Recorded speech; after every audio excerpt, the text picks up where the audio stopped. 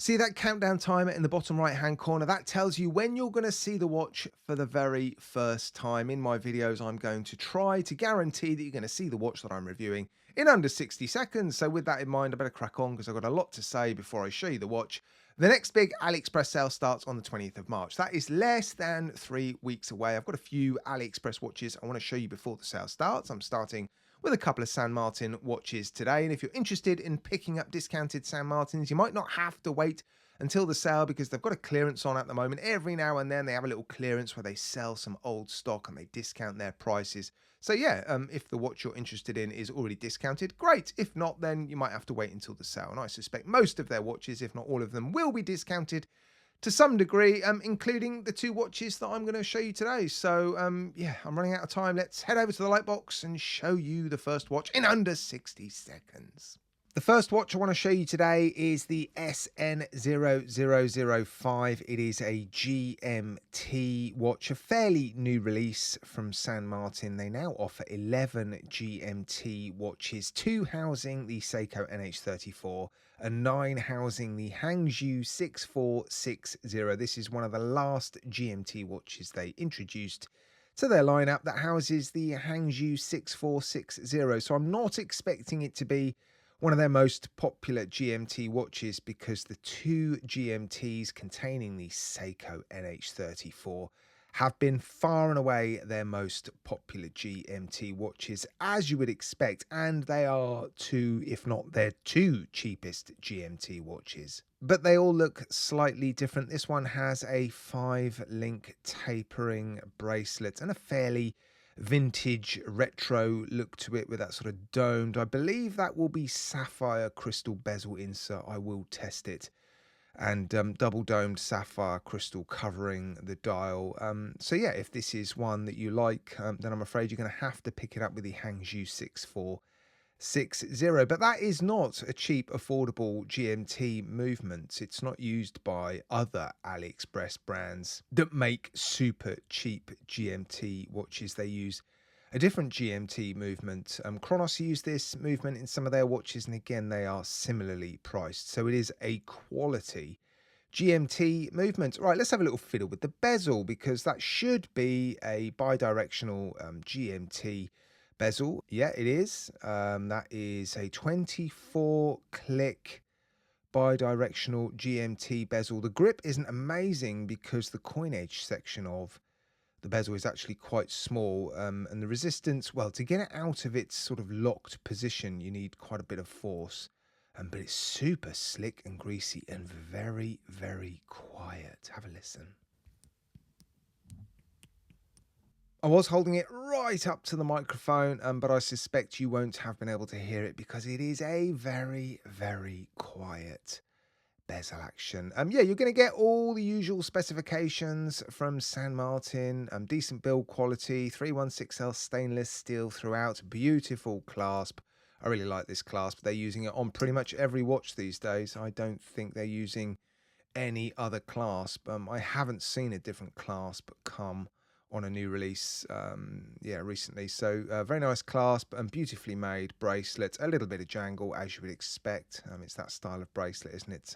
But yeah, brushing and polishing seems very, very nice. Case finishing in particular is lovely. You've got those chamfered edges on the corners of the case, and the transitions between the two types of finishing is lovely. Screw down case back and a screw down crown, 200 meters of water resistance with this one there. Look, it says it on the dial. I will be putting watches inside of Herman in dedicated videos now on I Like Watches too. I've got 2 watches to show you in this video, and it just adds too much time to some of my content using Herman every single time. So yeah, I am going to be producing some dedicated water resistance tests videos. So yeah, most of the watches you see me reviewed will be tested inside of Herman, but just in separate videos. On I Like Watches too. If you're not subscribed, you should be. And here it is then on my roughly average sized wrist. I think the best watches San Martin makes are these all stainless steel sports homage watches. They've been producing these now for a very long time. And yeah, I think these are the very best watches that San Martin makes, whether it be the GMTs or the standard 3-handed versions. They offer a lot of options and they're all beautifully made. And this is just another fantastic GMT watch they've added to their lineup. I'm not expecting it to be a huge seller because of the price and the fact that it contains the Hangzhou 6460 movement. And not everybody is a fan of that vintage or retro styling that this one has. It's certainly not one of my favorites, but yeah, it is a beautifully made watch. Right, let's move on to, oh, before I move on to watch number 2, I will be doing a lume degradation test, but I'll be doing 2 watches at once, so stick around to the end of the video to see that. Right, let's move on to watch number 2. Now, this next watch I want to show you is quite an interesting one because San Martin have essentially recycled a case that they've been using for a little while. They did produce a Type A and Type B Pilot watch quite a while ago with this very case. And yeah, they're now using it on this new, rather playful interpretation of a pilot's watch, if you like. And yeah, when they sent me the watch, it actually came on this green, well, it feels like a sort of velvety suede strap, and yeah, very nicely finished signed buckle, quick release spring bars. I will show you the watch on this strap in a moment, but they have subsequently started to offer this watch on this bracelet, and they sent me this bracelet separately recently so that I could show you this watch on the bracelet. And yeah, I do prefer it on the bracelet, although the strap matches the color of the dial really nicely. I just prefer all stainless steel watches, and yeah, this one fits the case very nicely. So a very legible, simple and playful interpretation of a pilot's watch. It's pretty cool, isn't it? Decent specifications again.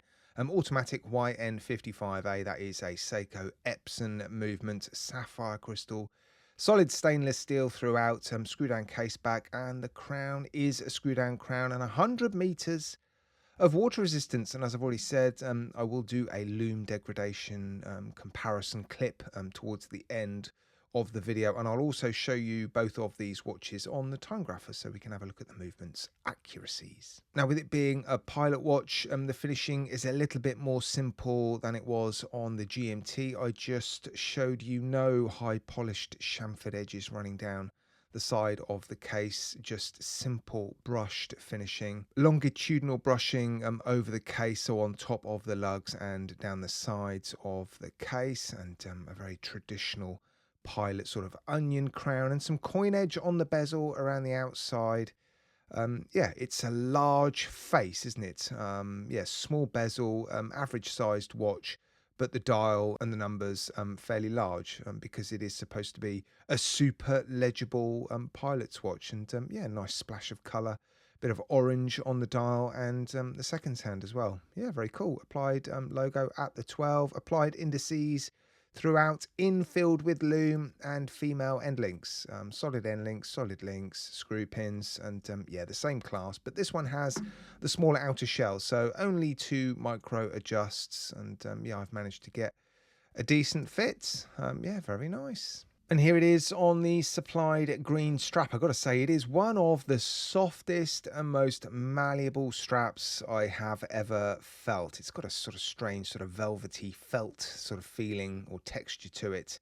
But the actual strength in the strap is, well, it's just super soft and bendy. So no need whatsoever to manipulate this one between your fingers to get it to fit out the box. It's going to fit immediately. Yeah, I can't get over that. It is, well, just super bendy and soft. And I'm actually going to show you this watch on my roughly average wrist on the green strap, because we have seen lots of San Martin watches on my wrist with stainless steel bracelets. So nice to show you this watch on something a little bit different, and it is actually a very nice strap, and as I've already mentioned, super soft and malleable, conforming to my wrist beautifully. It's very comfortable, not too much weight in this watch, doesn't feel top heavy at all.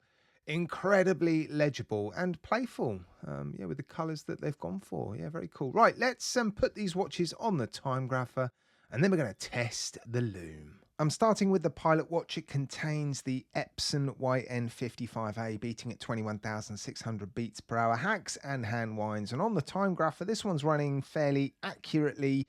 Beat error is okay, amplitude is okay, but yeah, the accuracy's pretty good. It's now the turn of this GMT containing the Hangzhou 6460, beating at 28,800 beats per hour, hacks and hand winds. This one's not running fantastically well in terms of its accuracy, although the amplitude and the beat error, yeah, is pretty good. Right, let's dim down the lights so we can do a lume test. While both watches have blue BGW9, they also have applied indices infilled with lume, so I suspect the lume on the dials will be comparable between these two watches.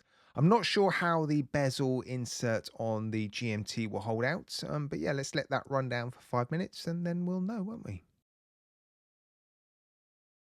Right, 5 minutes is up and both watches are still very visible and yeah, they're fairly comparable, aren't they? Although the lume in the applied indices on the GMT definitely looks stronger than it is on the Pilot watch. I guess they're a little bit deeper and there's a little bit more lume inside. But on the whole, San Martin lume is good and yeah, these watches also seem to be, well, good.